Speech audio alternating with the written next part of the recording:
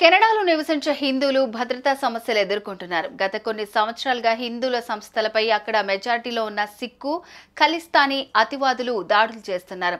తాజాగా బ్రాంప్టన్ నగరంలో హిందూ సభా దేవాలయాల్లో కూడా పూజా కార్యక్రమాలు చేస్తున్న హిందువులపై ఖలిస్తానీ అల్లరి మూకలు దాడులు చేశాయి.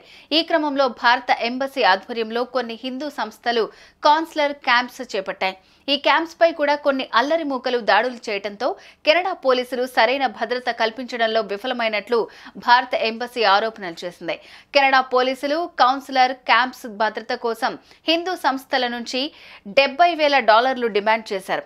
కానీ వారికి అంత మొత్తం చెల్లించకపోవడంతో కెనడా పోలీసులు సరైన భద్రతా ఏర్పాట్లు చేయలేదని సమాచారం.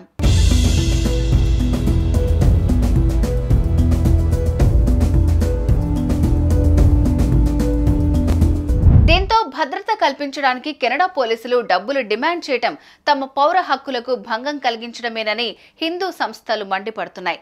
భారత ఎంబసీ చేపట్టే కౌన్సిలర్ క్యాంప్స్ కు అనుమతులు ఇవ్వకూడదని కెనడా పోలీసులపై ఖలిస్తానీ నాయకులు ఒత్తిడి చేస్తున్నారు. కెనడాలోని బ్రాంప్టన్ నగరం త్రివేణి హిందూ దేవాలయం ఆధ్వర్యంలో ఇటీవల ఇండియన్ ఎంబసీ కౌన్సిలర్ క్యాంప్స్ రద్దు అయ్యాయి.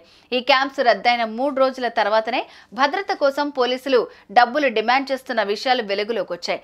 కెనడాలోని ప్రధాన నగరమైన టొరంటోలో November 17 consulate general of India Triveni temple పరిసరాల్లో లైఫ్ సర్టిఫికేట్ ఈవెంట్ నిర్వహించాల్సి ఉండగా కార్యక్రమం సమయంలో హింసాత్మక నిరసనలు జరిగే అవకాశం ఉందని ఈవెంట్ రద్దు చేశారు కెనడా పోలీసులు.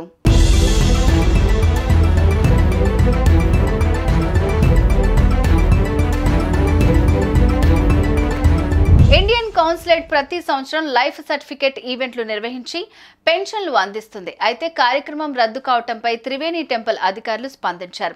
లైఫ్ సర్టిఫికేట్ ఈవెంట్ సమయంలో భారీ స్థాయిలో హింసాత్మక నిరసనలు జరుగుతున్నాయని, ఆ సమయంలో దేవాలయంలో భారీ సంఖ్యలో భక్తులు, సామాన్య ప్రజలకు ప్రాణహాని ప్రమాదం ఉందని హెచ్చరిస్తూ కార్యక్రమాన్ని రద్దు చేయాలని పిల్ రీజనల్ పోలీసులు ఈ కార్యక్రమం రద్దు చేయాలని సూచించారని తెలిపారు.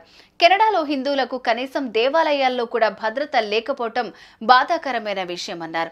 ఈ అంశంపై పిల్ రీజనల్ పోలీస్ అధికారులను సంప్రదించి ప్రజలకు భద్రత హామీ ఇవ్వాలని కోరగా పోలీసుల నుంచి ఎటువంటి స్పందన రాలేదని చెప్పారు.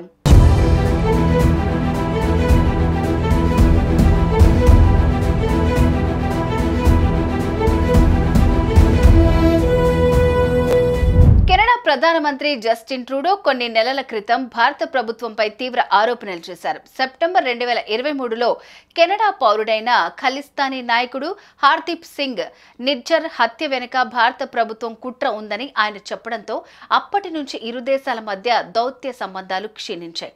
అయితే కెనడా ప్రధాని ఆధారాలు లేకుండా కేవలం ఆరోపణలు చేస్తున్నారని భారత ప్రభుత్వం మండిపడింది. తర్వాత ఇండియాకు చెందిన అంబాసిడర్లను కెనడా ప్రభుత్వం తిరిగి పంపించేసింది.